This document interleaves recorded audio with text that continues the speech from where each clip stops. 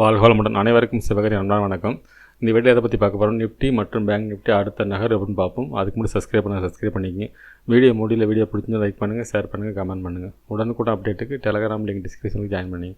சரி, நாங்கள் வீடியோக்குள்ளே போவோம். ஃபஸ்ட் நம்ம என்ன சொல்லியிருந்தோம் நடந்து பார்ப்போம். நம்ம என்ன சொல்லியிருந்தோம்னா ஃபஸ்ட்டு சப்போர்ட்டு, ஃபஸ்ட்டு ரெசிஸ்டன்ஸ், இது ரொம்ப முக்கியமானதுக்கு மாதிரி சொல்லியிருந்தோம். அந்த இடத்துல ஃபஸ்ட்டு சப்போர்ட்டை ஃபஸ்ட்லேயே பிரேக் ஆகிடுச்சுன்னா மார்க்கெட்டை பொறுத்தளவுக்கு ஃபால் பெருசாக இருக்க வாய்ப்புன்னு சொல்லியிருந்தோம். ஒருவேளை ஃபஸ்ட்டு ரெசிஸ்டன்ஸ் பிரேக் பண்ணல, ஃபஸ்ட்டு சப்போர்ட் பிரேக் பண்ணாமல் ஃபஸ்ட்டு ரெசிஸ்டன்ஸ் பிரேக் பண்ணாலும் மார்க்கெட் அப்சைடு போய்ட்டு திருப்பி ஃபால் தான் ஆகும் அப்படின்னு சொல்லியிருந்தோம். மார்க்கெட்டை பொறுத்தவரைக்கும் செல்லான் ரைஸ், அதாவது தேர்ட் ரெசிஸ்டன்ஸ் வரைக்கும் நம்ம என்ன சொல்லியிருந்தோம்னா மார்க்கெட் டவுன் தான் சொல்லியிருந்தோம். அதில் செகண்ட் ரெசிஸ்டன்ஸுக்கும் தேர்ட் ரெசிஸ்டன்ஸுக்கு இடையில இருக்கவும் மார்க்கெட் வந்து ஒரு கிளியரான டைரெக்ஷனில் இருக்காது. இந்த இடத்துல கொஞ்சம் ரிஸ்க்காக இருக்கும். ஆனால் என்னோட பாயிண்ட் ஆஃப் வியூவில் மார்க்கெட் வந்து டவுனுக்கு தான் வாய்ப்பு அப்படின்னு சொல்லியிருந்தோம். டவுனுக்கு வாய்ப்புன்னு சொல்ல, நிஃப்டி பேங்க் நிஃப்டி ரெண்டுமே ஈவனாக இல்லை, ஒரு சைடுவே செட்டப்பில் இருந்து மார்க்கெட்டை எங்கே ஓப்பன் ஆனிச்சு அங்கேயே முடியறதுக்கான வாய்ப்பு அதிகம்னு சொல்லியிருந்தோம். கிட்டத்தட்ட அந்த இடத்துல முடிச்சிருக்காங்க மார்க்கெட்டை பொறுத்தளவுக்கு. இந்த ஃபஸ்ட் ரெசிஸ்டன்ஸ் ஆனால் மார்க்கெட் இறங்க வாய்ப்புன்னு சொல்லியிருந்தோம். அந்த ஃபஸ்ட்டு சப்போர்ட் வரைக்குமே அது பார்த்திங்கன்னா அந்த இடம் தான் வந்துருக்கு. அதாவது ஓப்பனிங்லேருந்து மேலே போனால் மார்க்கெட் கீழே வரும், இதையும் பிரேக் பண்ணால் மார்க்கெட்டில் ஃபால் அப்படின்னு சொல்லியிருந்தோம். ஆனால் மார்க்கெட்டை பொறுத்தவரைக்கும் ஃபஸ்ட் ரெசிஸ்டன்ஸ் ஆகி மார்க்கெட்டை நம்ம சொல்லியிருந்தோம் ஃபஸ்ட் சப்போர்ட்டில் முடிச்சிட்டாங்க. சரி, ஓகே ஃப்ரெண்ட்ஸ், பேங்க் நிஃப்டி பார்ப்போம். ஃப்ரெண்ட்ஸ், பேங்க் நிஃப்டி வச்சுருக்கேன். பேங்க் நிஃப்டியில் மட்டும் நம்ம கொஞ்சம் ஆப்போசிட்டாக சொல்லியிருந்தோம். என்னென்னா மார்க்கெட் வந்து பேங்க் நிஃப்டி மட்டும் ஸ்ட்ராங்காக இருக்குது.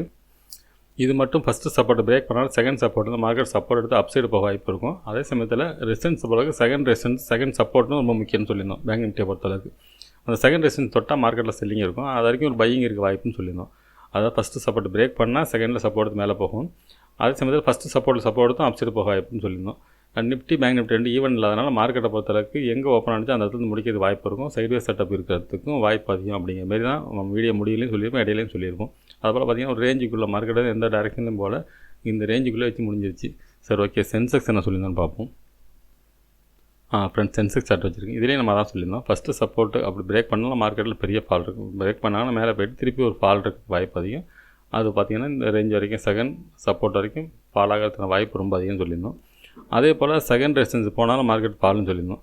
என்னோட பொறுத்தவரைக்கும் மார்க்கெட்டை பொறுத்து போயிட்டு திருப்பி இறங்கி மார்க்கெட் வந்து சைட்வேஸ் செட்டப்பில் இந்த இடத்துல முடிப்பாங்க அப்படிங்கிற மாதிரி சொல்லியிருந்தோம். கிட்டத்தட்ட எங்கே ஓப்பனாக அங்கே தான் முடிச்சிட்டாங்க. மார்க்கெட்டை பொறுத்தளவுக்கு ஒன்றும் பெரிய மாற்றம் இருக்க வாய்ப்பு இல்லை. ஏன்னா நிஃப்டி பேங்க் நிஃப்டி ஈவனாகவும் இல்லை, ஒன்று பையிங் ஒன்று செல்லிங்கில் இருக்குது பர்பஸ். இதனால் மார்க்கெட் வந்து பெருசாக போகாது, அப்படியே போனால் ஒரு டைரெக்ஷனில் போகும் அப்படின்னு சொல்லியிருந்தோம். ஒருவேளை ஃபால் ஆனால் பெரிய ஃபால் இருக்கும். அதாவது நிஃப்டி தான் என்ன சொல்லியிருந்தோம்னா நிஃப்டியை வந்து பேங்க் நிஃப்டி தான் அழைச்சிட்டு போகிற மாதிரி சொல்லியிருந்தோம்.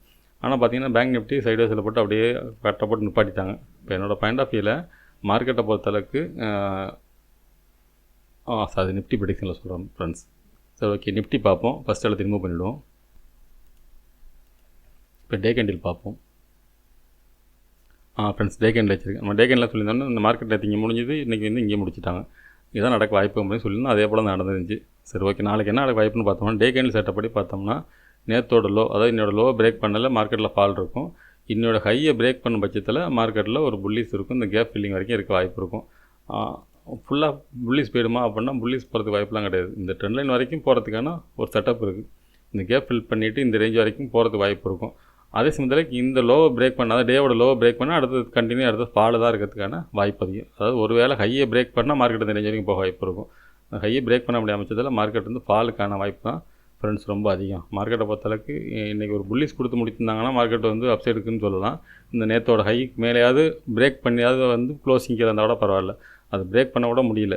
ஆனால் கீழேயும் பிரேக் பண்ணல. அதனால் நாளைய மார்க்கெட்டும் இந்த ரேஞ்சுக்குள்ளே இருக்க வாய்ப்பு இருக்கும். அதாவது என்னோடய ஹைக்கு லோ கடையில் ஒரு சின்ன குட்டி கேண்டில் போகிறதுக்கான வாய்ப்பு இருக்க மாதிரி தான் ஃப்ரெண்ட்ஸ் இருக்குது. சரி, ஓகே, 15 மினிட்ஸில் பார்ப்போம் என்ன நடக்க வாய்ப்புன்னு. ஃப்ரெண்ட்ஸ், 50 மினிட்ஸில் வச்சுருக்கோம். இப்போ பார்த்தோம்னா ஃபஸ்ட் ரெசிஸ்டன்ஸ் பார்த்தோம்னா இன்றைக்கி போன ஹை தான் 22,625.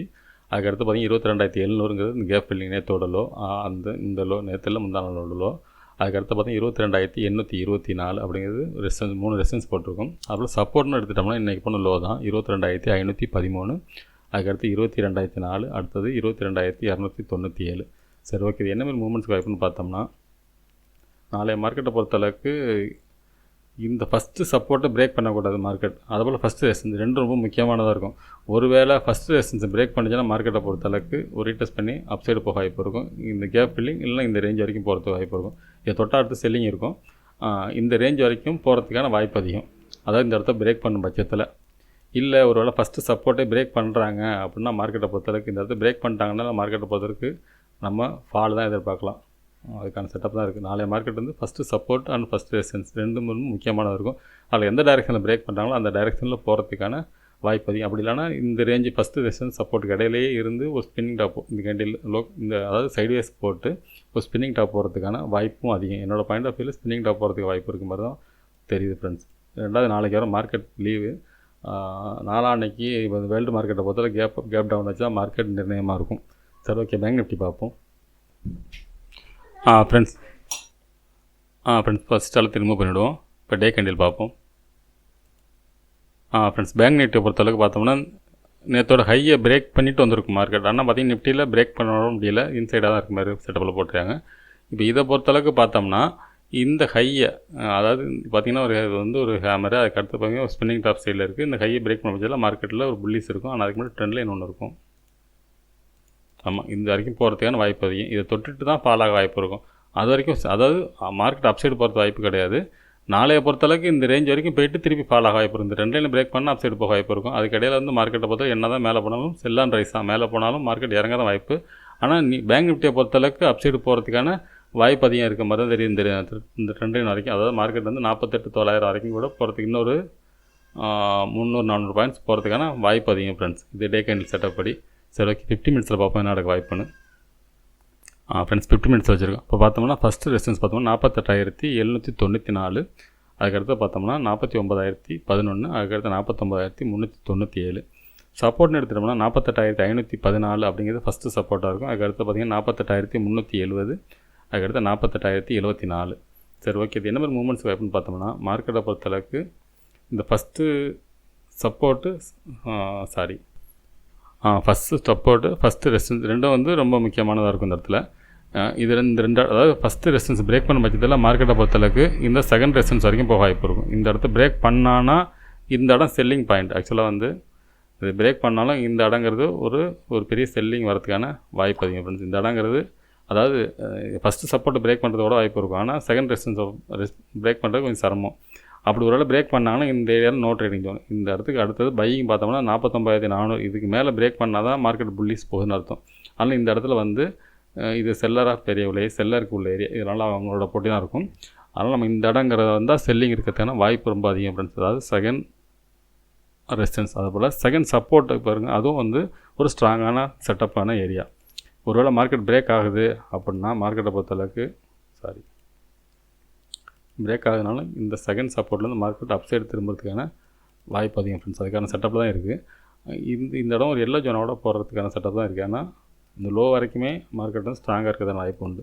இந்த எல்லோ பிரேக் பண்ணால் மட்டும் தான் மார்க்கெட்டில் ஃபால் இருக்கும். அது வரைக்கும் மார்க்கெட் இறங்கினாலும் அப்சைடு போகும். இந்த இடத்துல அதில் அப்சைடு போனாலும் இந்த இடம் ரெசிஸ்டன்ஸ், அதாவது 49,000 செகண்ட் ரெசிஸ்டன்ஸ் செகண்ட் சப்போர்ட் ரொம்ப முக்கியமானது. இங்கே தொட்ட மேலே போகும், மேலே தொட்ட கீழே வருமே செட்டப் இருக்குது. ஒருவேளை இந்த ஃபஸ்ட்டு சப்போர்ட்னு ஃபஸ்ட்டு ரெசிஸ்டன்ஸ் பிரேக் பண்ண முடியாத பட்சத்தில் மார்க்கெட் ஒரு சைடுவேஸ் இருக்கிறதுக்கும் வாய்ப்பு உண்டு. ஆனால் நிஃப்டியோ டைப்பாக இருக்குது, பேங்க் நிஃப்டியோ டைப்பாக இருக்குது. அப்படி இருந்தாலும் மார்க்கெட்டை பொறுத்தளவுக்கு சைடுவேஸ் இருக்கிறதுக்கான வாய்ப்பும் அதிகம் ஃப்ரெண்ட்ஸ். சரி, ஓகே, பேங்க் நிஃப்டி பார்ப்போம். சென்செக்ஸ் பார்ப்போம். ஃப்ரெண்ட்ஸ் சென்செக்ஸ் வச்சுருக்கோம். ஃபஸ்ட் எல்லாத்தையும் ரிமூவ் பண்ணிவிடுவோம். இப்போ டே கேண்டில் பார்ப்போம். ஃப்ரெண்ட்ஸ் டே கேண்டில் வச்சுருக்கேன். இந்த டே கேண்டில் பொறுத்தளவுக்கு பார்த்தோம்னா பேங்க் நிஃப்டியில் மட்டும் இந்த ஹை பிரேக் பண்ணியிருப்பாங்க. நிஃப்டியும் பேங்க் நிஃப்டியும் சென்செக்ஸ் பார்த்தீங்கன்னா இந்த இன்சைட் கேண்டில் தான் போட்டுருக்காங்க.